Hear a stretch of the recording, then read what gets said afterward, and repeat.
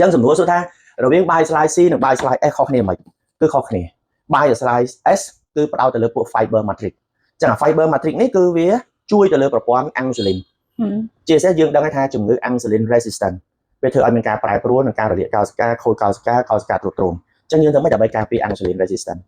ចឹងបានន័យថា bias slide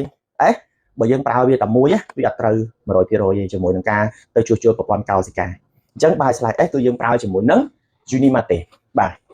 នេះឈុតរបស់វានេះបាទឈុតពីរនេះបាទឈុតពីរនេះគឺ field grade អញ្ចឹង field grade ហ្នឹងមិនមែនជាផលិតផល field grade ទេ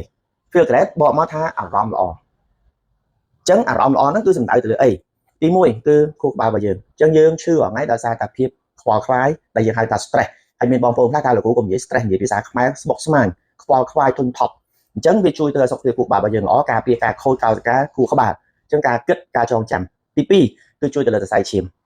ជួយទៅលើសរសៃឈាមអានេះថាម៉េចសមតលនៃ triglyceride cholesterol ទី3ជួយទៅលើខ្លាញ់ក្នុងសរសៃឈាមគឺថាតើខ្លាញ់ញោមខ្លាំងអញ្ចឹងនៅពេលដែលយើងមានបញ្ហាខ្លាញ់ញោមខ្លាំងដែលយើងអេកូទៅឃើញ fatty liver ហ្នឹងនិងទី3ជួយដល់ចង្វាក់បេះដូងហើយសំខាន់មួយទៀតគឺប្រព័ន្ធ insulin ការពារ insulin resistant នឹងជួយឲ្យ insulin របស់យើងទៅកើតឡើងអញ្ចឹងហើយបានយើងឃើញថា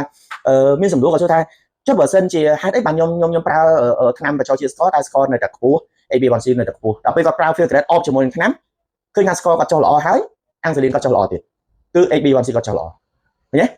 អញ្ចឹងនៅពេលដែលគាត់ប្រើ field grade វាទៅជួយជួសជុលអាហ្នឹងអញ្ចឹងហើយបានគេចង់និយាយថានៅក្នុងផ្នែកកោសិកាសាស្ត្រហ្នឹងគឺផ្ដោតទៅលើការជួសជុលកោសិកាអញ្ចឹង field grade ពិតប្រាកដគឺអានេះមិនមែន field grade Unimate ជាមួយនឹង bias slide C ទេអានេះគឺផ្ដោតទៅលើសរសៃឈាមបេះដូង